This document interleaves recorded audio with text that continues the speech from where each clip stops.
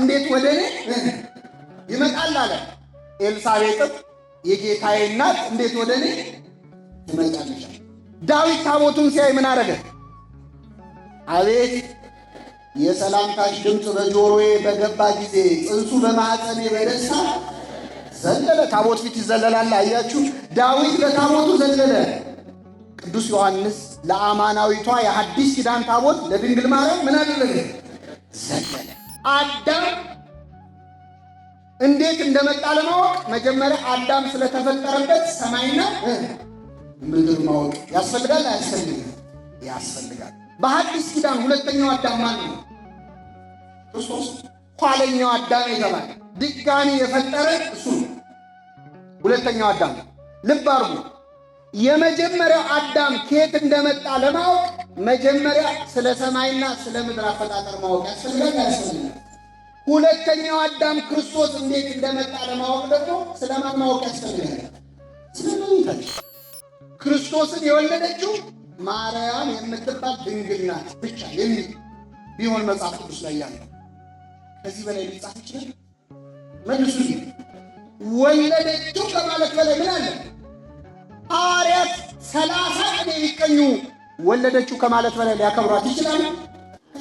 ተነሽ ወዳጅ ውበቴ ሆይ ስቃይ እንዲወድቅ ከራሴ ወወልድ ወመንፈስ ቅዱስ አሃዱ አምላክ አሜን። እግዚአብሔር አምላካችን ከመካከላችን ሆኖ እንዲያስተምረን እንዲመክረን ምስጢሩን ጥበቡን እንዲገልጥልን የእርሱ ቅዱስ ፈቃድ ይሁንልን። እግዚአብሔር በቸርነቱ እንዲያስተምረን ቅዱስ ፈቃድ ይሁንልን። በሚኖረን ጊዜ በመዝሙረ ዳዊት መዝሙር 131 ከቁጥር 8 ላይ ተጽፎ በሚገኝ ኃይለ ቃል የእግዚአብሔርን ቃል እንማራለን። የትምህርታችን ርዕስ የሚሆነው አቤቱ ወደ ዕረፍትህ ተነስ አንተና የመቅደስህ ታቦት የሚል ይሆናል። ተንስ እግዚኦ ውስተ ዕረፍትከ፣ አቤቱ ወደ ዕረፍትህ ተነስ በሉ እስኪ ምዕመናን። አቤቱ ወደ ዕረፍትህ ተነስ አንተና የመቅደስህ ታቦት። በዚህ ቃል ተነስተን እንማራለን። ለአባቶቻችን ለነቢያት፣ ለአባቶቻችን ለሐዋርያት፣ ለሐዋርያውያን አበው፣ ለሊቃውንት በጉባኤያቸው ተገኝቶ ምስጢሩን ጥበቡን ገልጦ ያስተማረ አምላካችን እኛንም በቸርነቱ እንዲያስተምረን እንዲመክረን ምስጢሩን ጥበቡን እንዲገልጥልን የእርሱ ቅዱስ ፈቃድ ይሁንልን። እንግዲህ ምዕመናን እንደምታውቁት ያለነው እጅግ በምንወዳትና በምንናፍቃት የጾመ ፍልሰታ ሱባኤ ላይ ነው። ጾመ ፍልሰታን በተመለከተ ስለ እመቤታችን ዕረፍትና ስለ እመቤታችን ትንሣኤ ዕርገት ቅዱሳን አበው ሐዋርያት የጾሙትን ጾም መነሻ አድርጋ ቅድስት ቤተ ክርስቲያናችን ልጆቿን ይዛ የምትጾምበት ሌሊቱን በሰዓታት ቀኑን በቅዳሴ ረፋዱን በትርጓሜ እንደዚህ ያለውን ሰዓት ደግሞ በምህላ በጸሎት የምናሳልፍበት ወቅት ነውና ለዚህ ወቅት ያደረሰን አምላካችን ስሙ የተመሰገነ ይሁን። ይህንን ወራት አስመልክቶ በተለይ ስለ እመቤታችን ስለ ቅድስት ድንግል ማርያም ዕረፍትና ትንሣኤ ቤተ ክርስቲያናችን ስታስተምር ከጥንት ጀምሮ ከ33ኛው የእስክንድርያ ፓትርያርክ ከቅዱስ ቴዎፍሎስ ጀምሮ እነ ቅዱስ ዮሐንስ ዘደማስቆ ሌሎቹም ሊቃውንት ስለ እመቤታችን ትንሣኤና ዕረፍት ሲሰብኩ ሲያስተምሩ የሚጠቅሱት የመጽሐፍ ቅዱስ ጥቅስ አሁን ያነበብኩላችሁን ክፍል ነው። አቤቱ ወደ ዕረፍትህ ተነስ አንተና የመቅደስህ ታቦት የሚለውን የነቢየ እግዚአብሔር ዳዊት ቃል። ይህንን ቃል ለምን እንደተነገረ ከመናገር እንጀምር። ነቢየ እግዚአብሔር ዳዊት እንደምታውቁት እስራኤልን ለ40 ዓመታት አንቀጥቅጦ የገዛ እጅግ በጣም ታላቅ ንጉሥ ነው። ነቢየ እግዚአብሔር ዳዊት ከንጉሥነቱ በተጨማሪ 7 ሀብታት የተሰጡት ሀብተ በገና፣ ሀብተ ትንቢት፣ ሀብተ ፈውስ፣ ሀብተ ክህነት፣ ሀብተ መንግሥት የተሰጡት ምንም ያልጎደለበት ንጉሥ ነበር። በመንፈሳዊ ሕይወቱም ልበ አምላክ እስከመባል የደረሰ የእግዚአብሔር ልብ እስከመባል።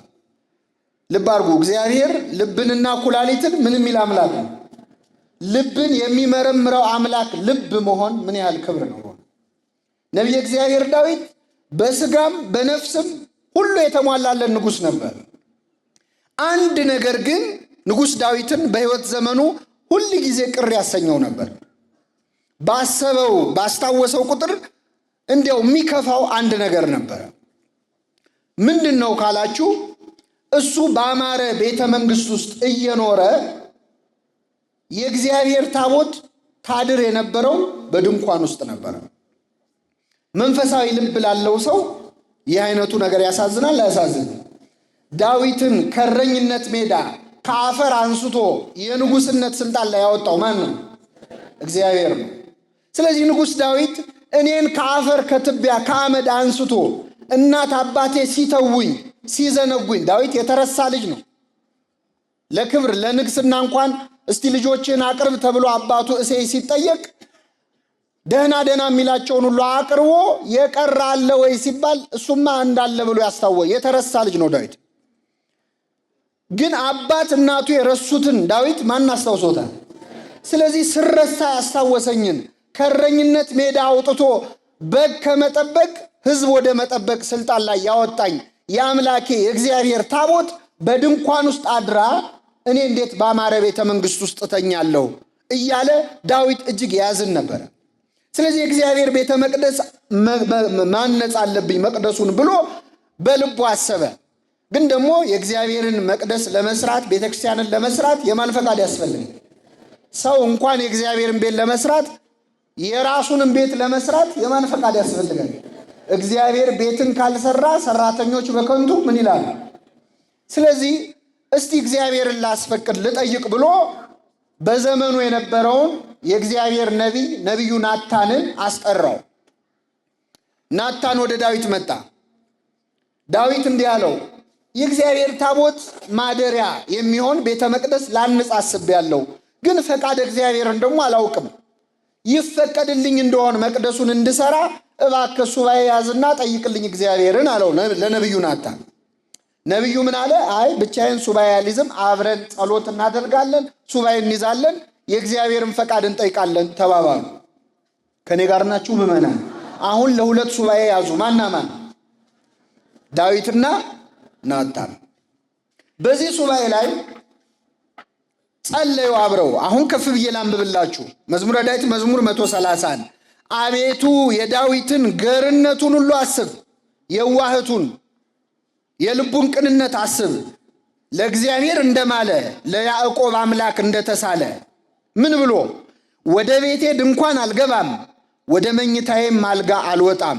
ለዓይኖቼ መኝታ ለቅንድቦቼም እንቅልፍ ለጉንጮቼም እረፍትን አልሰጥም። ለእግዚአብሔር ቦታ ለያዕቆብ አምላክ ማደሪያ እስካገኝ ድረስ ብሎ እንደተሳለ አስብለት እያሉ ያንተን መቅደስ ሳልሰራ እንቅልፍ አይወስደኝም ማለቱን አስብ እያሉ ዳዊትና ናታን በግራ በቀኝ ሆነው እግዚአብሔርን መለመን ጀመሩ። ይገርማቸዋል ምዕመናን። ሱባኤው ሲጠናቀቅ እግዚአብሔር መልስ ሰጠ። በአጭሩ የእግዚአብሔር መልስ ምን መሰላችሁ? ዳዊት በምንም ተአምር ቤተ መቅደሴን ሊሰራ አይችልም። መቅደሴን ምን ሊል አይችልም? በእጅ ደም ፈሷል። ስለዚህ የኔን መቅደስ እንድትገነባ አልፈልግም፣ አልፈቅድም ነበር የእግዚአብሔር መልስ። ይህንን መልስ ግን ለዳዊት ሳይሆን ለነቢዩ ናታን ነበር እግዚአብሔር የገለጠለት። አሁን ናታን ሱባኤው ካለቀ በኋላ ወደ ዳዊት ሲመጣ እያዘነ ነበር። መርዶ ሊያረዳው ነው። ንጉሥ ሆይ እግዚአብሔር በአንተ መቅደሱ እንዲሰራ አልፈቀደም አለው፣ እየፈራ እየተባ። ይገርማችኋል፣ ዳዊት ምንም አልመሰለውም። ችግር የለውም አለ። አንተ አይደለህም መቅደስን የምትሰራው እግዚአብሔር ብሏል። ከአንተ ይልቅ በአንተ የሚተካው ልጅ ሰሎሞን መቅደስን ይሰራል ብሏል አለው። ችግር የለም አለ ዳዊት።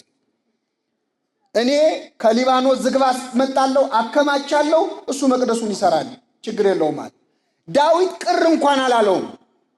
ለምንድን ነው ቅር ያላለው ካላችሁ፣ በዚያ ሱባኤ ላይ እግዚአብሔር ለናታን ዳዊት መቅደስ መስራት እንደማይችል ሲገልጥለት ለዳዊት ደግሞ ሌላ ራእይ አሳይቶት ነበረ። በዚያ ሱባኤ ላይ ዳዊት ያየው ከእንጨት ከብረት ከድንጋይ የማይሰራ ያልተሰራ የሰው እጅ ያልነካት ሕያዊት መቅደስ ከዳዊት ዘር እንደምትወለድ በዚያች መቅደስ ላይ እግዚአብሔር በማኅፀኗ እንደሚያድርባት አሳይቶት ነበር። ይህች መቅደስ ማናት? እመቤታችን። ከሱ ዘር በሰው እጅ ያልተሰራች መቅደስ እንደምትወለድ እሷ ተወልዳ ደግሞ ክርስቶስን እንደምትወልደው አየ። ደስ አለው ዳዊት። አሁን ላንብብላችሁ። እነሆ በኤፍራታ ሰማነው አለ። በየት ሰማነው? አየው። ተመልከቱ። ከሱ ዘር ድንግል ማርያም ተወልዳ እሷ እግዚአብሔርን በማኅፀኗ ታቅፋ አየና እነሆ በኤፍራታ ሰማነው፣ በዱር ውስጥም አገኘነው፣ ወደ ማደሪያዎቹ እንገባለን፣ እግሮቹ በሚቆሙበት ስፍራ እንሰግዳለን። አቤቱ ወደ ዕረፍትህ ተነስ፣ አንተና የመቅደስ ታቦት፣ ካህናት ጽድቅን ይልበሱ፣ ቅዱሳንህም ደስ ይበላቸዋል። እግዚአብሔር የተመሰገነ ይሁን። በዳዊት ዘር ድንግል ማርያም መወለዷን እሷም ክርስቶስን እንደምትወልድ ዳዊት ስላየ ከእንጨት ከብረት የሚሰራው መቅደስ ጉዳይ ብዙ አላሳሰበው። ከሱ ሕያዊት የሰው እጅ ያልነካት መቅደስ ድንግል ማርያም መወለዷን እሷም ክርስቶስን መውለዷን አየ። የመጨረሻውን ቃል ግን አስተውሉ። አንዴ ለመጨረሻ ጊዜ አብረን እንበለው። አቤቱ ወደ ዕረፍትህ ምን በል ተነስ፣ አንተና የመቅደስህ ታቦት። ይህ ቃል በኦርቶዶክሳዊት ቤተክርስቲያናችን ትርጓሜ አቤቱ እግዚአብሔር ሆይ ወደ ዕረፍትህ ወደ መንግሥተ ሰማያት ተነስ፣ አንተና መቅደስ የተባለ የሰውነትህ ማደሪያ የሆነች ታቦት ድንግል ማርያምን ይዘህ ከሞት ተነስ፣ አስነሳት ማለት ነው። ይሄ አባቶቻችን ትርጓሜ ነው። ግን ዝም ብሎ አይደለም። እስቲ እያንዳንዱን ቃል እንመልከተው። ትምህርት ነው የምንማረው። ለመጨረሻ ጊዜ አንዴ ላስብላችሁ ነው። አንተና በሉ የመቅደስህ ታቦት። መቅደስ የተባለው ምዕመናን አምላካችን መድኃኒታችን ኢየሱስ ክርስቶስ ነው። ማን ነው መቅደስ ብሎ የጠራው? ራሱ ነው መቅደስ ብሎ ራሱ የጠራው። ታስታውሳላችሁ? ለአይሁድ ምን አላቸው? ይህን ቤተ መቅደስ ምን በሉት? አፍርሱት፣ በሦስተኛው ቀን ሰራዋለሁ። ይህን ቤተ እንደውም አይሁድ ክርስቶስን ከሰቀሉበት ክስ አንዱ መቅደሱን አፍርሼ እሰራለሁ ብሏል የሚል ክስ ነበር አይደል? ብሏል አላለም? አቤት አላለም? አላለም? እስቲ ደግሜ ልንገራችሁ። ይህን መቅደስ ምን በሉት? ምን በሉት? አይሁድ ግን አፍርሼ እሰራለሁ ብሏል ያሉት። ክርስቶስ ግን አፍርሼ አላለም። ምን በሉት ነው ያለው? አፍርሱት፣ እኔ ምን እለዋለሁ? ሰራዋለሁ እንጂ አፈርሰዋለሁ አላለም። አይሁድ ናችሁ እንግዲህ እነሱ ያሉትንማ ተከትላችሁ አትበሉ። ተመልከቱ። ክርስቶስ መቅደስ ሲል እንዴት ከ46 ዘመን ጀምሮ ሲሰራ የኖረ መቅደስ በ3 ቀን አፍርሼ እሰራለሁ ይላል አሉ። እርሱ ግን ስለ ሰውነቱ ቤተ መቅደስ ሲል ነበር ይላል። ስለዚህ ክርስቶስ መቅደስ ብሎ የጠራው ምኑን ነው? የገዛ ሰውነቱ። የክርስቶስ ሰውነት ምን ተብሎ ይጠራል? መቅደስ። አንድ ልጨምርላችሁ። ዮሐንስ ራእይ ምዕራፍ 7 ነው። በመንግሥተ ሰማያት ይላል ቅዱስ ዮሐንስ በራእዩ መንግሥተ ሰማያትን አየኋት ይላል። ሁላችን ለማየት ያውቃል። የእግዚአብሔር መንግሥት ምን ትመስል ይሆን? መመናል እስቲ አንዴ በሐሳባችሁ አስቡ። ምን ልትመስል ትችላለች? በህሊናችሁ አሰባችሁ? ካሰባችኋት እሱ አይደለችም። እሺ፣ ምክንያቱም መጽሐፍ ቅዱስ ምን ይላል? በሰው ልብ ምን ያላለች ያታሰ አንተ ካሰብካት እሷ መንግሥተ ሰማያት አለ። ይሄ አበባ በአበባ የሆነ ቦታ ነው ያያችሁት መሰለኝ። አሁን እንደው የኑሮ ችግር የሌለበት ምን መንግሥተ ሰማያት በሰው ልብ ምን ያላለች ያልታሰበች። እዚያ ለመገናኘት ያውቃል አምላካችን። መንግሥተ ሰማያትን አየኋት ይላል። በጣም ይደንቃል። እጅግ ያማረች ነበረች፣ ፀሐይና ጨረቃ አያስፈልጓትም ይላል። በእርሷ ዘንድ ፀሐይ ጨረቃ የለም። ከሁሉም የሚገርመው ግን መቅደስ ደግሞ አለ ብያየው፣ በእርሷ ዘንድ መቅደስ የለም ይላል። ምን የለም? ታዲያ መቅደስ ከሌለ ምን ብለን ልንጸልይ ነው ካላችሁ፣ በጉ ራሱ መቅደሷ ነው ይላል። ምኑ? በጉ ማን ነው? የዓለምን ኃጢአት የሚያስወግድ የእግዚአብሔር በግ። ስለዚህ ክርስቶስ ምን ተብሎ ይጠራል? መመናል መቅደስ። እችን ያዛችሁልኝ አይደለ? መቅደስ የተባለ ማን ነው? ክርስቶስ። አቤቱ ወደ ዕረፍትህ ተነስ አንተና የመቅደስህ። አሁን መቅደስን ተረጎምን። መቅደስ ማን ነው? ክርስቶስ። ታቦት የተባለች ማናት? እመቤታችን። እመቤታችን ታቦት ትባላለች። አንደኛ ታቦት ቤተ አደረ ነው። በግዕዝም በዕብራይስጥም ማደሪያ ማለት። እመቤታችን የመንፈስ ቅዱስ ምንድን ነች? ማደሪያ ነች። የመለኮት ማደሪያ ነች። ስለዚህ በዚህ ብቻ ታቦት መባል ይገባታል። ግን ይገርማቸዋል ምዕመናን፣ የታቦቱን የሕይወት ታሪክ ስትመለከቱ ከድንግል ማርያም ጋር በጣም ይመሳሰል። እግዚአብሔር ለሙሴ ታቦት እንዲሰራ ሲያደርግ ያዘዘውን ትእዛዝ ጀምረን ብናየው የእመቤታችን ታሪክ ነው። ታቦቱን ምን አለው? ከማይነቅዝ እንጨት ከግራር እንጨት መርጠህ አዘጋጅና ቅረጽ አለው። በውስጥና በውጪ በወርቅ ለብጠዋል። ታቦት ማለት ከማይነቅዝ እንጨት ከግራር ልባሩ የተዘጋጀ ነበር። በውስጥና በውጪ ደግሞ በወርቅ ምን ያለ የተለበጠ ነበር። አሁን ታቦት ምንላ ማንን ነው? እመቤታችን ናት። የማትነቅዝ ነች። በኃጢአት ዓለም ሁሉ በኃጢአት ሲነቅዝ ያልነቀዘች ንጽሕት ሆና የተገኘች። ግራር እሾሃማ ነው አይደለ? ዙሪያው እሾህ በተባሉ በአይሁድ መካከል ያበበች አበባ ነች እመቤታችን። በውስጥና በውጭው በወርቅ ለብጠዋለው። ይህ የንጽህናዋ ምሳሌ ነው። ወላዲተ አምላክ በውስጥም በውጭ ንጽሕት ነች፣ ቅድስት ነች። ታቦቱን ስራ አለው፣ ሰራ። ከቤተ መቅደስ አስገባው። ታቦቱን የመጠበቅ ስራ የተሰጠው ደግሞ አሮን ነበረ። የሙሴ ወንድም አሮን። ከኔ ጋር ናቸው አይደል? ማን ነው? አሮን። ይገርማቸዋል። ታቦቱን አሮን እንዲጠብቅ ሲሾም እስራኤላውያን መካከል ቆሬ፣ ዳታንና አቤሮን የሚባሉ ሰዎች ከተከታዮቻቸው ጋር አመፅ አስነስተው ነበር። እንዴት የእግዚአብሔርን ታቦት አሮን ብቻ ይጠብቃል? እኛስ ቢሆን አይመለከተንም ወይ? እነዚህ ወንድማማቾች አንዱ ንጉሥ ሆኖ ያስተዳድረናል፣ አንዱ ካህን ሆኖ ታቦቱን ይጠብቃል። ምን ነው ለኛ ስልጣን ቢያካፍሉን ብለው አመፁና መቅደስ ገብተን እናጥናለን ብለው ተነሱ። ክህነትን የሚሰጠው ማን ነው? ምዕመናን፣ እግዚአብሔር። ልብሰ ተክህኖ ለበሱ፣ ማዕጠንት ያዙ፣ ደፍረው ወደ ቤተ መቅደስ ገቡ። እግዚአብሔር ተቆጣና መሬት ተሰንጥቃ ዋጠቻቸው። በሕይወታቸው ሳሉ ሲኦል ወረዱ ይላል። ከዚህ ሰውረን እግዚአብሔር። አሁን ይገርማቸዋል። እግዚአብሔር ሙሴ ለወንድሙ አዳልቶ እንዳልሆነና በትክክል አሮን ታቦቱን ለመጠበቅ እንደተመረጠ ማሳየት ፈለገ። ስለዚህ ምን አደረገ? ሙሴን እንዲህ አለው፣ ሙሴ ሙሴ ሆይ ከ12ቱ የእስራኤል ነገድ አንዳንድ በትር ሰብስብና አስቀምጥ ከቤተ መቅደስ። ከ12ቱ ነገድ የቱን ነገድ ታቦቱን ለማገልገል እንደመረጥኩኝ እኔ ያሳያለዋል። ይገርማቸዋል። 12ቱም ነገድ አንዳንድ በትር አመጡ፣ በቤተ መቅደስ አሳደሩ። ጠዋት ሲመለሱ ከ12ቱ አብትር መካከል ከበትሮቹ መካከል ሳይተክሏትና ውሃ ሳያጠጧት የማን በትር አበባ ተገኘች? ከኔ ጋር ናችሁ? የማን በትር? ስለዚህ ታቦቱን መጠበቅ የሚችለው ማን ነው? አሮን ነው። በጣም ይገርማል። እመቤታችንንም ለመጠበቅ እኮ ቅዱስ ዮሴፍ በትሩ አብቦ ስለተገኘ ነው የተመረጠው። ስለዚህ አማናዊ ታቦት ማን ነች? እመቤታችን ነች። ምናልባት ይሄ ከራቀባችሁ ምዕመናን በጣም አስደናቂው ነገር ያለው ሁለተኛ ሳሙኤል ምዕራፍ 6 ላይ 4 ነጥቦች አሉ። ድንግል ማርያም በትክክል የእግዚአብሔር ታቦት መሆኗን የሚያሳይ ምን ሆነ? በሁለተኛ ሳሙኤል ምዕራፍ 6 ላይ የእግዚአብሔር ታቦት ወደ ዳዊት ከተማ መጣች ይላል። ንጉሥ ዳዊት ወሬ ነጋሪዎች መጡና ንጉሥ ሆይ የእግዚአብሔር ታቦት እኮ ወደ አንተ እየመጣች ነው ብለው ነገሩን ለዳዊት። ዳዊት ታቦቱ ወደ አንተ ሊመጣ ነው ሲባል ፈራ፣ ተንቀጠቀጠ። ታቦት ወደ እናንተ ቤት ሊመጣ ነው የሚባል አትፈሩ? ምን አለመሰላችሁ ዳዊት? የእግዚአብሔር ታቦት እንዴት ወደ እኔ ይመጣል አለ። እስቲ ከኔ ጋር በሉ፣ የእግዚአብሔር ታቦት እንዴት ወደ እኔ እንዴት ይመጣል አለ። ታቦቱ እኔ ኃጢአተኛ ነኝ፣ ታቦቱ እንዴት ወደ እኔ ይመጣል አለ። የለም የእግዚአብሔር ፈቃድ ነው፣ ታቦቱ መጣ። ይገርማል።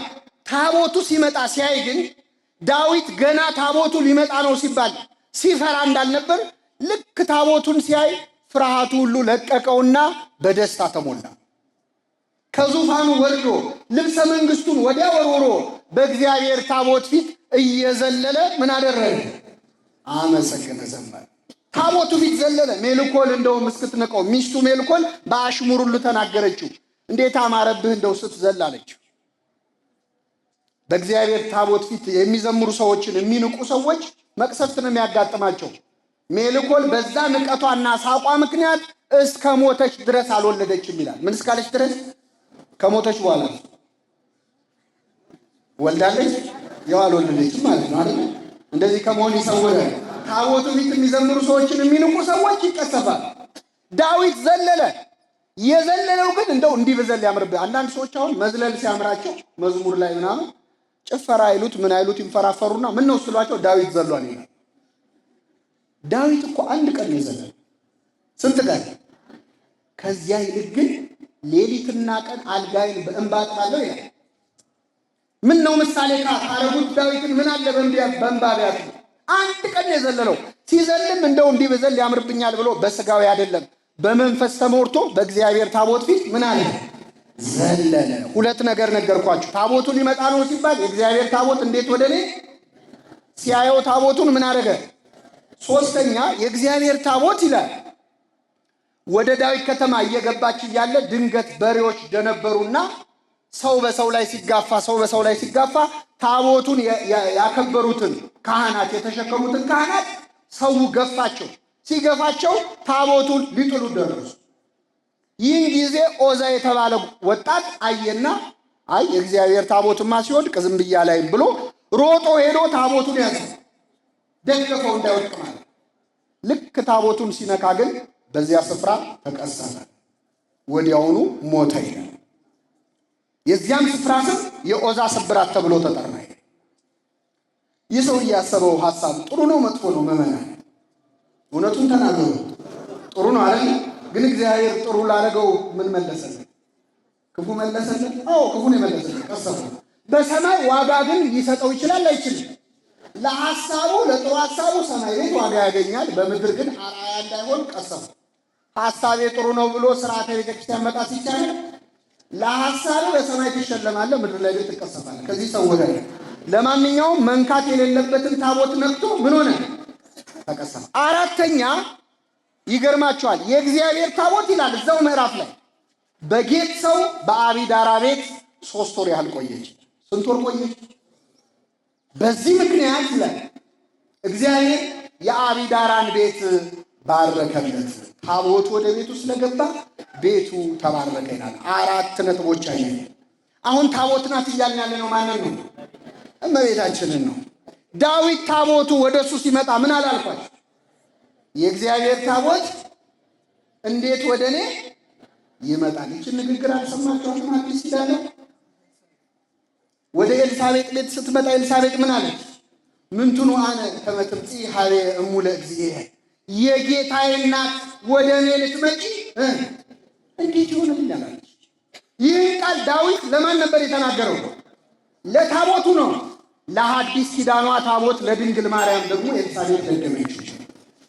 ክብር ምስጋና ይድረሳት እመቤታችን። ተመልከቱ፣ ዳዊት የእግዚአብሔር ታቦት እንዴት ወደ እኔ ይመጣል አለ። ኤልሳቤጥም የጌታዬ እናት እንዴት ወደ እኔ ትመጣለች። ዳዊት ታቦቱን ሲያይ ምን አደረገ? አቤት የሰላምታሽ ድምፅ በጆሮዬ በገባ ጊዜ ጽንሱ በማኅፀኔ በደስታ ዘለለ። ታቦት ፊት ይዘለላል። አያችሁ፣ ዳዊት ለታቦቱ ዘለለ። ቅዱስ ዮሐንስ ለአማናዊቷ የሐዲስ ኪዳን ታቦት ለድንግል ማርያም ምን አደረገ? ዘለለ። ቢወጣ ምን የሚል ይመስላችኋል? ምዕመናን ዮሐንስ ውስጥ ሆኖ ዘለለ። ቢወጣለው የጌታዬ እናት ወደ እኔ ትመጭ ዘንድ እንዲወጥ ይሆናል የሚል አይመስላችሁ? ይላል። በኋላ አየነው እኮ ጌታ ሊጠመቅ ወደ እሱ ሲመጣ አንተ እንዴት ልትጠመቅ ወደ እኔ ትመጣለህ? ተመልከቱ፣ ዳዊት ታቦት ፊት ዘለለ። ድንግል ማርያም ፊት ደግሞ ዮሐንስ ዘለለ። ታቦት መሆኗን እመቤታችን ሲያሳየን ነው። አንዳንድ ሰዎች ስለ ድንግል ማርያም ስንዘምር ስንዘል ቅር የሚላቸው ሰዎች ይህንን ያልተረዱት፣ እንደው እንደ ዮሐንስ ማህፀን ውስጥ እያሉ መዝለል ቢያቀታቸው ምን ነው እንደ ዳዊት ነፍስ ካወቁ በኋላ እንኳን ቢዘሉ። ዳዊት የዘለለውን ዝላይ ለእመቤታችን ዮሐንስ ደገመው። ስለዚህ አማናዊቷ ታቦት ማናት? ታቦቱን ዘሎ ሮጦ ሄዶ የነካው ዖዛ እዛው ታቦቱ ስር ምን ሆነ? ተቀሰፈ። እመቤታችንን ሊቀብሩ ሐዋርያት ሲሄዱ ታውፋንያ የተባለ ጎረምሳ ተልኳል ነበር። መንካት የሌለበትን ታቦት ድንግል ማርያምን ሄዶ ስጋዋን ለማቃጠል እጁን ሲሰጥ እዚያው ተቀሰፈ። አማናዊቷ ታቦት ማናት? እመቤታችን። አራተኛው ምዕመናን የእግዚአብሔር ታቦት በጌት ሰው በአቢዳራ ቤት 3 ወር ያህል ቆየች ይላል። ስንት ወር? 3 ወር ቆየች። ማርያምም በዘካርያስና በኤልሳቤጥ ቤት 3 ወር ቆየች፣ ወደ ቤቷም ተመለሰች ይላል። እንግዲህ እኛ ተጽፎ ያገኘነውን ነው፣ እኛ አልጻፍነውም፣ ምንም ማድረጋችን። ታቦቱ ስንት ወር ቆየ? ድንግል ማርያም በኤልሳቤጥ ቤት ስንት ወር ቆየች? 3 ወር።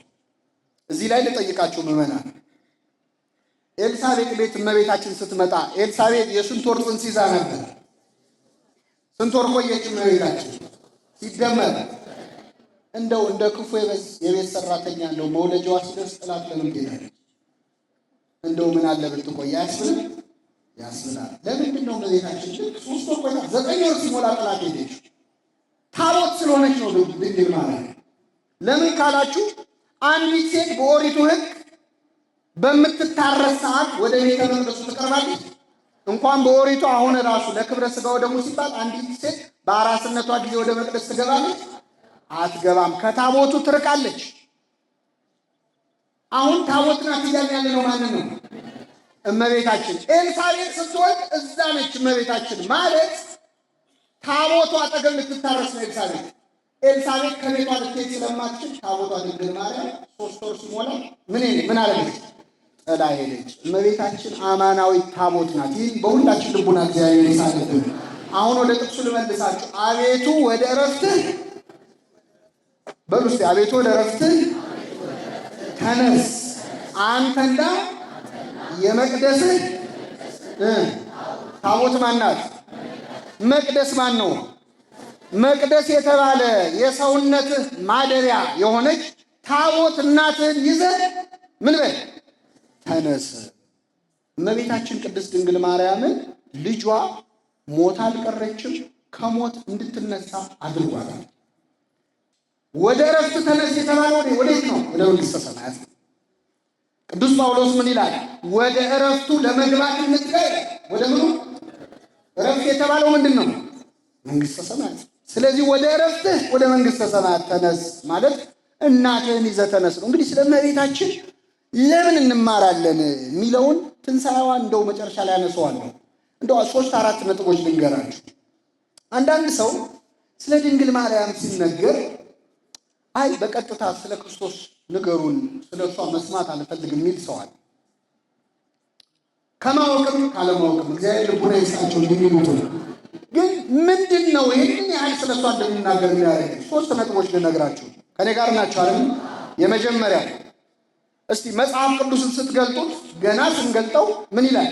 እግዚአብሔር በመጀመሪያ ሰማይንና ምድርን ፈጠረ ይልና እግዚአብሔር ሰኞ ይህን ፈጠረ፣ ማክሰኞ ይህን ፈጠረ፣ ረቡዕ ይህን ፈጠረ፣ ሐሙስ ይህን ፈጠረ ብሎ ዓርብ ዕለት አዳምን ፈጠረ። ከአዳም ጎን ደግሞ ማንም ፈጠረ ይላል። ነው አይደለም? ነው። እንበልና ምዕመናን መጽሐፍ ቅዱስ ሲጀምር ሰማይና ምድርን ትቶ ስነ ፍጥረቱን ትቶ ገና ስንገልጠው እግዚአብሔር በመጀመሪያ አዳም የሚባል ሰው ፈጠረ ቢል ኖሮ ግራ ይገባናል አይገባንም? ጥያቄ አይፈጥርም? ምክንያቱም አዳምን ፈጠረ ብሎ ከጀመረ አዳም ከየት ነው የመጣው የሚል ጥያቄ አያስነሳም? ያስነሳ። እንኳን ሳይጻፍ ተጽፎም እኮ አሁንም ከጦጣ ነው ከዝንጀሮ ነው የመጣ ነው የሚል ሰው አለ። ሰው የመጣው ከዝንጀሮ ነው ብለን እናምናለን?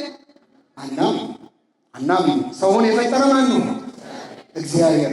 ተመልከቱ፣ እግዚአብሔር ሰማይና ምድርን እንዴት እንደፈጠረ ተጽፎ እንኳን የሰው ልጅ ግን አይ ሰው ከዝንጀሮ ነው የመጣው ይላል።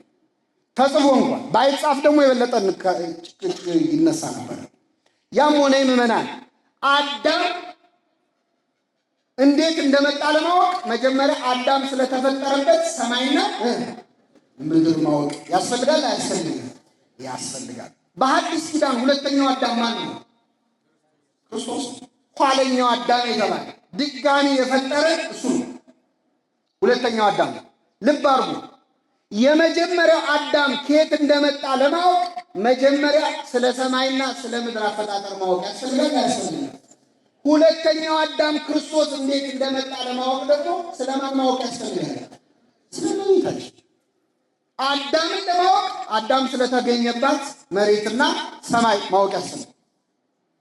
እንደዚሁ ክርስቶስን ለማወቅ ክርስቶስ ስለተገኘባት ዳግሚት ሰማይ ዳግሚት ምድር እመቤታችን ማወቅ ያስፈልጋል።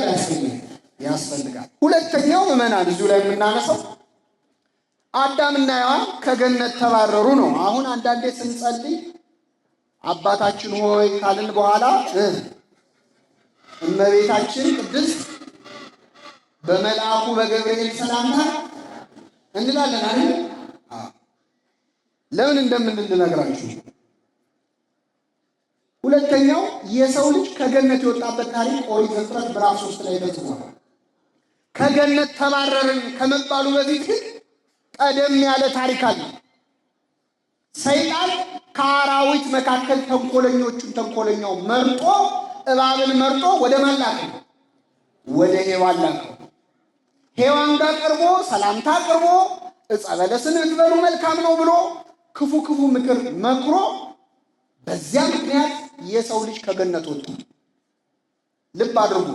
ስለዚህ የሰው ልጅ እንዴት ከገነት ወጣ ቢለውን ለማወቅ መጀመሪያ እባብና ሔዋን ያደረጉትን ምን ማንበብ ያስፈልጋል? ቃለ ምልልስ ማንበብ ያስፈልጋል። ግልጽ ነው አይደል? አዳምን ለማወቅ አዳም የተፈጠረባትን ሰማይና ምድር ማወቅ ያስፈልጋል። አዳም እንዴት ከገነት እንደወጣ ለማወቅ ደግሞ ምን ያስፈልጋል? የእባብንና የሔዋን ድጋሚ ወደ ገነት እንዴት እንደገባን ለማወቅ ደግሞ የማና ማንን ቃለ ምልልስ መስማት ያስፈልጋል? የእመቤታችንንና የገብርኤልን ጸጋን የተሞላሽ ሆይ ምን ይበልሽ? ደስ ይበልሽ። ይህንን ደጋግማ ቤተክርስቲያን የምትዘምረው ለምን ይመስላችኋል?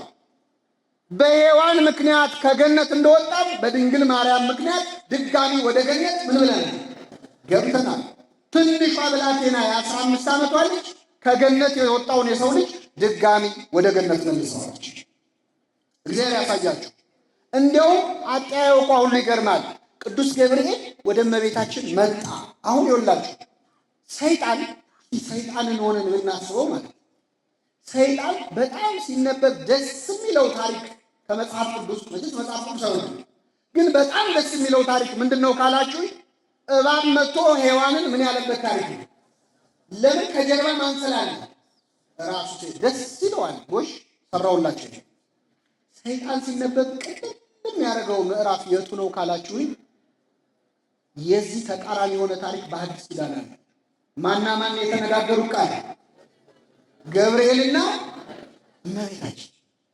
በዛኛው ቃለ ምልልስ ከገነት ወጣን፣ በዚህኛው ቃለ ምልልስ ድጋሚ ወደ ገነት ገባን። ተቃራኒ ነው። በእውነት በጣም ይገርማል። ሔዋን ታዛ የእባብን ቃል ሰምታ ነው እሺ ብላ ነው ከገነት ያወጣችን። እመቤታችን ግን ጥያቄ በዛች ገብርኤል ይህ እንዴት ሊሆን ይችላል? ይህ እንዴት ያለ ሰላምታ ነው? ወንድ ስለማላውቅ እንዴት ይሆናል? ሔዋን አምላክ ትሆኛለች ተብላ ነው ከገነት ያስወጣችን። እመቤታችን ግን እንኳን አምላክ ነኝ ልትል እነሆኝ የጌታ ምኑ ባሪያው። በሔዋን ትዕቢት ከገነት ወጣን፣ በድንግል ማርያም ትሕትና ወደ ገነት ተመለስን። እመቤታችን ክብር ምስጋና ይድረሳት። ስለዚህ ይህ ታሪክ ሲተረክ እኛ ደስ ይለናል። ቤተክርስቲያናችን ተፈሲ የሚበዛው ለዚህ ነው። ይህንን ታሪክ ሲነበብ ሰይጣን ይቃጠላል። ወላዲተ አምላክ እኛ አሁን አንዳንድ ሰዎች በጣም ይገርማቸዋል። እንደው የምንታዘባቸው ለሰው ልጅ ውድቀት ምክንያት የሆነችው ከገነት ለመውጣቱ ምክንያት የሆነችው ማናት ብትሏቸው ሁሉም ሰዎች በአንድ ቃል የሚመልሱት ማናት ብለው ነው። ሔዋን። ለሰው ልጅ መዳን ምክንያት የሆነችው ማንት? አይሉም። ይገርማቸው። ሔዋን እኛን ከገነት ለማውጣት ካረገችው በላይ ድንግል ማርያም እኛን ወደ ገነት ለመመለስ ያደረገችው ይበልጣል አይበልጥም? ይበልጣል። ሔዋን እኮ አዳምን አልወለደችው፣ ከአዳም ተገኘች እንጂ። ወላዲተ አምላክ ግን ሁለተኛውን አዳም አስገኝታ ከመጀመሪያው እስከ መጨረሻው አብራ ሆና እነሆኝ የጌታ ባሪያ እንደ ቃሌ ይሁንልኝ ብላ ራሷን ሰጥታ እግዚአብሔር ልብ አድርጉ ምዕመናን፣ ራሱን ለዓለም ከመስጠቱ በፊት ድንግል ማርያም ራሷን ለእግዚአብሔር ሰጣች። እነሆኝ የጌታ ምኑ ባሪያው ራሷን ሰጥታ እሱ ለእኛ ሕይወቱን እንዲሰጥ አደረገች ለእመቤታችን። ስለዚህ የመጀመሪያው ምክንያታችን ምዕመናን ስለ እመቤታችን እንድንናገር የሚያደርገን ስለ ሁለተኛዋ ሔዋን እየተነጋገርን ነው። ከገነት እንዴት እንደወጣን ባወራንበት አፋችን ተመልሰን እንዴት ወደ ገነት እንደገባን እንዘምራለን፣ እናመሰግናለን። ይህ የመጀመሪያው ነው። ስለ እመቤታችን ሌላው በጣም ተናገሩ ተናገሩ የሚለን ከፍቅር ባሻገር ማለት ነው። እመቤታችን በመኖሯ ምክንያት ብዙ ትርጉም ያገኙ ነገሮችም ስላሉ፣ አንደኛ በዚህ አጋጣሚ ብዙ እናቶች እህቶች አላቸው። የሴት ልጅ ክብሯም ከፍ ያለው በማን ምክንያት ነው? በድንግል ማርያም። እኔ ብዙ ጊዜ ብዬዋለሁ፣ የሴቶች ቀን መከበር ያለበት ግንቦት ልደታ ነው ነው አይደል? ማርች ኤት ምናምን አሉ። መቼ ነው እናከብራለን? አይዟችሁ። ለምን ካላችሁ ለረጅም ዓመት ወንዶች ሴቶች ላይ ሲፎክሩ የኖሩት አንቺ እኮ ከኔ ከወገኔ ከጎኔ የተገኘሽው እያሉ ወንዶች ሴቶች ላይ ይፎክሩ ነበር። ለረጅም ጊዜ ሴትን ያስገኘ ወንድ ነበር። ወንድን ያስገኘች ሴት አሁን መጣለች አልመጣች? ማነች? እመቤታችን። ደስ አይላችሁም? ምዕመናን ከዚህ በላይ ምናለ አዳምን ያስገኘችዋን ተገኘች። አንድ በሉ። ይህ ብቻ አይደለም። ረጅም ጊዜ ወንዶች ሴቶችን በአንቺ ምክንያት እኮ ነው ከገነት የወጣ ነው ይሉ ነበር። ይህ ሁሉ ዛቻ ፉከራ ግን ቀረ። አሁን ተንበርክከን በአንቺ ምክንያት ድጋሚ ወደ ገነት ብለን እናመሰግናታለን። እመቤታችን ድጋሚ ወደ ገነት መልሳናል። ስለዚህ ሴትነት ክብር ያገኘበት ከፍ ያለ ክርስቶስ ሴትነትን ሊያስከብር ነው የመጣው። ልብ አድርጉ። አጨራረሱን ትንሣኤውን የገለጸው ለሴቶች ነበር አይደል? መጀመሪያ ትንሣኤውን ያዩት ምኖች ናቸው? ሴቶች ናቸው። አንዳንድ ሰው ወሬው ቶሎ እንዲዳረስ ነው ይላል። ተስማማላችሁ? አይደለም፣ አይዟችሁ። ሴት ልጅ ድሮ ለምስክርነት እንኳን አትበቃም ነበር። ለምስክርነት ማትበቃዋን ሴት ክርስቶስ ግን የትንሣኤው ምስክር አደረጋት። ትንሣኤን ተናገር ያላት። ክርስትና የጀመረው ሴት ልጅን ደስ ይበልሽ በማለት ነበር። ማንን? የተጠናቀቀው ሴት ልጅ ደስ ይበላችሁ እንድትል በማለት ነው። ይህን ማለት ይችላል አይችልም? እግዚአብሔር ይችላል። ሴትነት ግን ከምንም በላይ ከፍ ያለው በወላዲተ አምላክ ምስጢረ ሥላሴ የገባን በሷ ነው። ይገርማችኋል። ምስጢረ ሥላሴ እኮ እንማራለን ግን አይገባም። የተማርነው ያስተማርነውም ሰዎች ይረቅብናል። እንዴት ነው አብ ወልድን ወለደ፣ ወልድ ከአብ ተወለደ? እንዴት ነው አብ አንድያ ልጁን እስኪሰጥ ድረስ ዓለሙን እንዲሁ ወዷል ይላል አይደል? ደስ ይለናል ስንሰማው፣ ግን በደንብ አልገባን ብሎ ነበር። መቼ ነው የገባን ሲባል አባታችን ቅዱስ አባ ጊዮርጊስ ዘጋስጫ ልደት ቀዳማዊ ከአውቀ በዳህራዊ ልደት፣ የቀደመው ልደት በሉ እስኪ በኋለኛው ልደት ታወቀ። ልብ አድርጉ። ከአብ የተወለድከው ልደት አልገባን ብሎን ነበር ይላል አባ ጊዮርጊስ። እንዴት ከአብ ተወለደ ያለ እናት ይሄ እንዴት ሊሆን ይችላል ስንል ኖረን ነበረ። አሁን ግን ገባን። ምክንያቱም ድንግል ማርያም ያለምን ወልዳ አየን፣ ያለ አባት ወልዳ አየን። ብቻዋን ወልዳ አሳየችን። የአብ ምሳሌ ነች ወላዲተ አምላክ። እግዚአብሔር አብ አንድያ ልጁን እስኪሰጥ ድረስ ዓለሙን እንዲሁ ወዷል። ይሄም አልገባን ብሎን ነበር። ድንግል ማርያም ዓርብ ዕለት ያለቀሰችውን ለቅሶ ስናይ ግን ለካ ልጅን መስጠት እንዲህ ነው ብለን ገባን። እመቤታችን ዓርብ ዕለት አልቅሳለች። ቅዱስ ዮሐንስ ዘደማስቆ ድንግል ማርያም ስትወልድ ያላማጠችውን ምጥ ዓርብ ዕለት አመጣዋለች። ስትወልድ አላማጠችም፣ ያለ ምጥ ያለ ጋር ነው። ዓርብ ዕለት ግን እያንዳንዱ ጅራፍ ሲወርድበት እያየች የእሱ የሥጋው ላይ ሰውነቱ ላይ ያረፈው ቁስል የእሷ የልቡናዋ ቁስል ነበር። ስለዚህ አብ እንዴት ልጁን እስኪሰጥ ወደደን የሚለውም የገባን በእመቤታችን ምክንያት ነው። ለዚህ ነው የአብ ምሳሌ ናት የምንለው። አብ ብቻዋን ወለደ፣ ድንግል ማርያምን ብቻዋን ወለደች። እሱ ያለ እናት፣ እሷ ያለ አባት። ንግግሯም እንደ እግዚአብሔር አብ ነው። እግዚአብሔር አብ በደመና ሆኖ በታቦር ተራራ ምን አለ? የምወደው ልጄ ይህ ነው እርሱን ስሙት። እመቤታችን በቃና ዘገሊላ ሰርግ ቤት ምን አለች? የሚላችሁን ሁሉ አድርጉ። የአብ ምሳሌ ልጅ እመቤታችን። ስለዚህ ምስጢረ ሥላሴ የገባን በወላዲተ አምላክ ነው። ከሁሉም ምዕመናን አሁን የሰሞን ስለ እመቤታችን የሚነገርበት ወቅት ነው። የእመቤታችን ረፍቷ፣ የእመቤታችን ሞት። እኛ በመሰረቱ ተነሳች። አሁን አንዳንዴ ድንግል ማርያም ከሞት ተነሳች ሲባል በጣም የሚበሳጩ ሰዎች አሉ። እንዴት የጊዜ ጉዳይ ነው እንጂ እኛ ራሱ ከሞት ምን እንላለን? ቁም ነገር ሆኖ ማለት ነው ለሷ። ድንግል ማርያም ተነሳች ሲባል የሚናደድ ሰው እኛ ኦርቶዶክሳውያን ምዕመናን ከመነሳቷ በላይ በጣም የሚገርምን መሞቷ ነው። ቅዱስ ያሬድ ሞት ለሟች ሰው ለሚሞት ሰው ይገባል፣ የማርያም ሞት ግን ሁሉም ያስደንቃል። ሕይወትን ወልዳ እንዴት ሞተች? ምዕመናን እሱስ የሞተው የእኛን ኃጢአት ተሸክሞ ነው። ለዓለም ሁሉ ነው የሞተው። ወላዲተ አምላክ ኃጢአታችንንም ሳትሸከም እሷም ኃጢአት ሳትሰራ እንዴት ሞተች? እናዝናለን፣ እንገረማለን። በእመቤታችን ዕረፍት ያልገረመው ያልደነቀው። በእርግጥ እኛ ሞት እንፈራለን። የእመቤታችን ፍርሃት ግን ሰው እንደመሆኗ እንደ ሰብአዊነቷ ነው እንጂ ምንም ያስፈራ ነገር የለም። አሁን ሞት ትፈራላችሁ? አትፈሩ? ኧረ እውነቱን ተናገሩ። አትፈሩ? እንፈራ አልፈራም የሚለው ሰው ራሱ ይፈራል። ሞት አልፈራም ብሎ እየፎከረ ይፈራል። ሞት የሚያስፈራል ለምንድን ነው? አንደኛ በዚች ምድር ላይ በጣም የምንወዳቸው ሰዎች አሉ አይደል? ከእነሱ ምን ማለት ነው? አይከብድም? ይከብዳል። ከቤተሰቦቻችን፣ ከወገኖቻችን፣ ከልጃችን፣ ባል ከሚስቱ፣ ሚስት ከባሏ ይጨንቃል። ሁለተኛ ምድር ላይ እንደው የሆነ ነገር ሳላሳካ እቅዴን እንዲህ ያደርጋለሁ ብዬ አንድ ነገር ሳላደርግ ብሎ ሰው ይፈራል። ሶስተኛው የሚያስፈራው ደግሞ በሰማይ ምን ይጠብቀኛል ነው አይደል? በግራ ቆም ይሆን በቀኝ ቆም ይሆን ያስፈራል። እመቤታችን ግን ከዚህ ሁሉ ነፃ ናት። ሞት ለሷ እንደኛ አይነት ፍርሃት ሊሆንባት አይችልም። ለምን? እኛ የምንፈራው በምድር ያሉ ወዳጆቻችንን እንዳናጣ ማለት።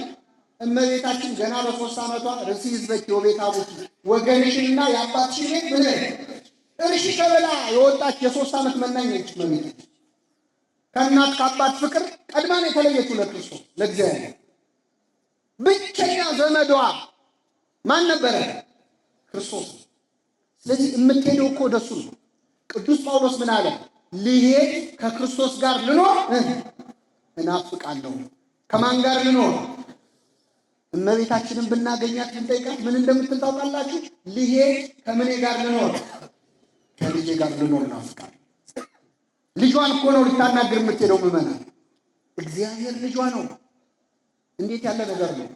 አንዳንድ ሰዎች ስለ ድንግል ማርያም እኮ ሐዋርያት ብዙ አልጻፉም፣ እናንተ ብዙ ዝም ብላችሁ ነው ይላል።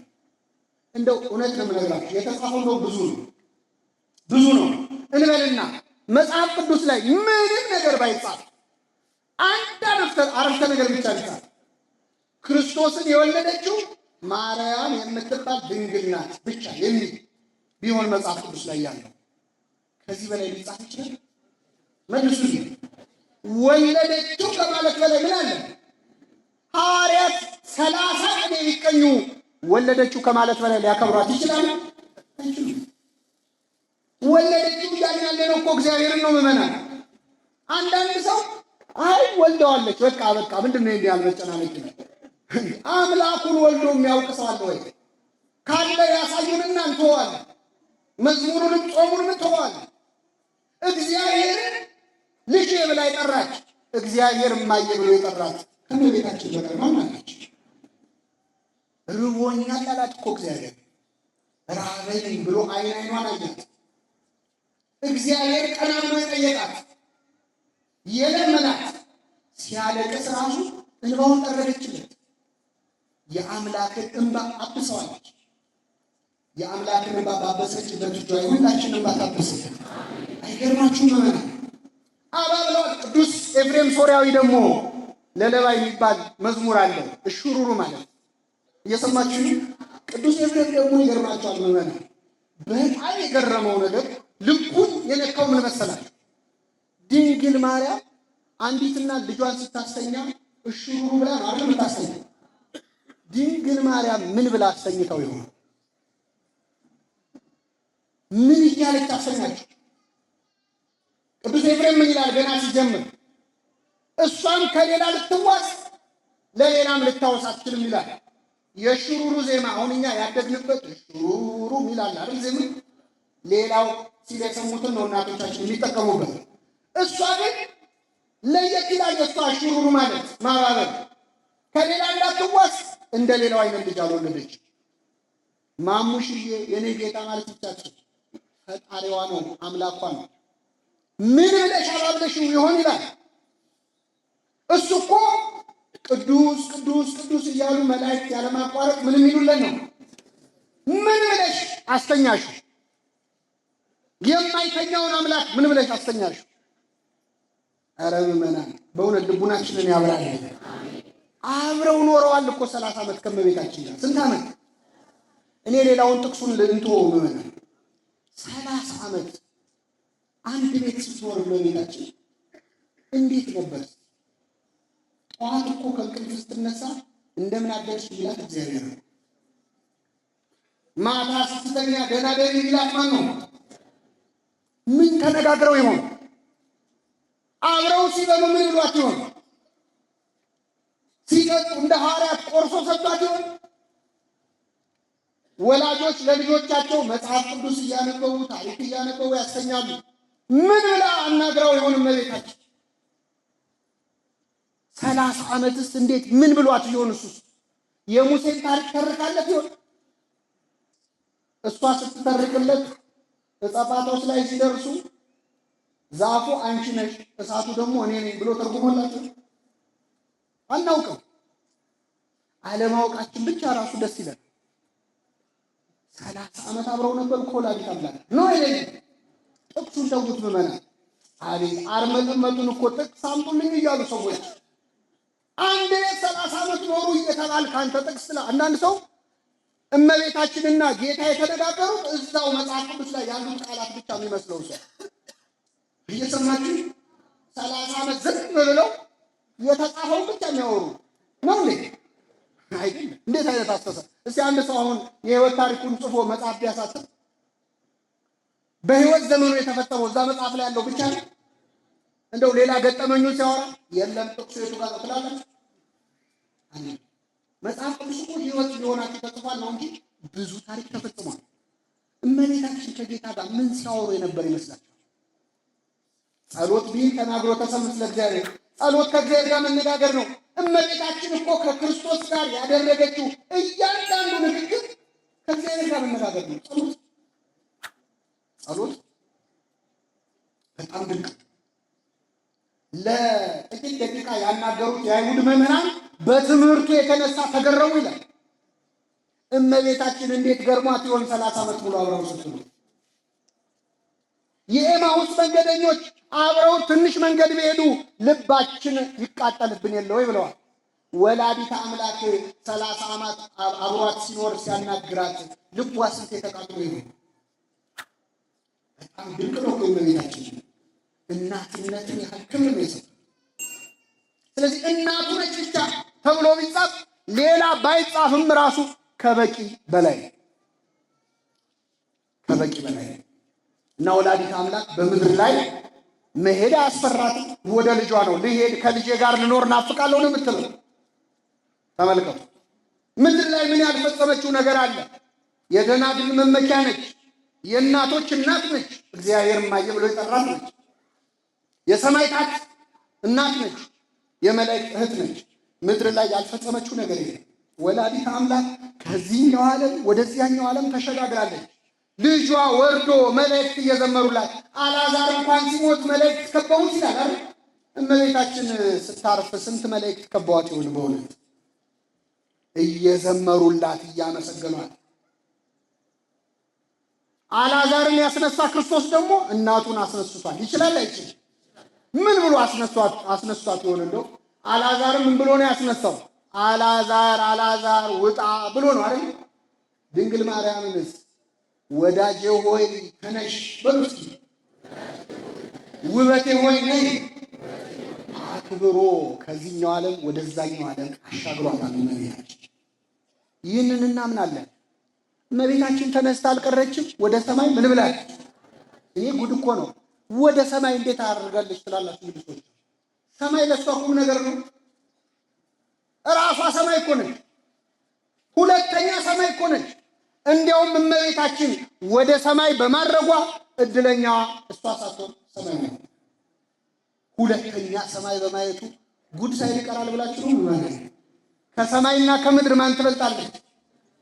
አልመሰላችሁም መሰለኝ። ማን ትበልጣለች? ቆይ በምሳሌ ልንገራችሁ። አፄ ኃይለ ሥላሴ ታውቃቸዋላችሁ በታሪክ። አፄ ኃይለ ሥላሴ የሚቀመጡበት ዙፋን ነበርና ደግሞ እግራቸውን የሚረግጡበት እንደ ትራስ ያለ ነገር ነበር። እኚህ ንጉሥ የሚቀመጡበት ዙፋን ላይ ሌላ ሰው ይቀመጣል? እንደው ሞት ካራማራው ይቀመጣል? እንደውም አፄ ኃይለ ሥላሴ እንኳን ዙፋን ላይ ፊት ብሎ ሰው ውሻቸው ራሱ አንድ ሰው ላይ በጣም ከጮች የሰውዬ መፈንቅለ መንግስት አስቧል ተብሎ ይታሰር ነበር እና እንደውም ከመኳንንቱ አንዱ ወደ ቤተ መቅደስ ወደ ቤተ መንግስት ሲገቡ ውሻው አጮኸችባቸው። የጮኸበት ሰው ምን ይሆናል ብያቸው ነገሩ አላመድ ሲላቸው አንቺ ውሻ ሳላሰበውን አታሳስብ። ልክ ነው። ጎልማሳ በሚስቱ ንጉሥ በመንግስቱ ሲመጡበት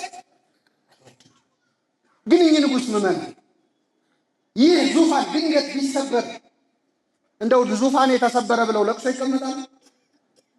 የእግር መረገጫቸው ቢበላሽ ቢቀደድ ተቀደደ ብለው ያለቅሳሉ? እናታቸው ብትሞትስ ያለቅሳሉ? አያለቅሱ? ከእናትና ከዙፋን ማን ይበልጣል? አይሰማም። እግዚአብሔር ምን አለ? ሰማይ ዙፋኔ ነው በሉስ። ምድር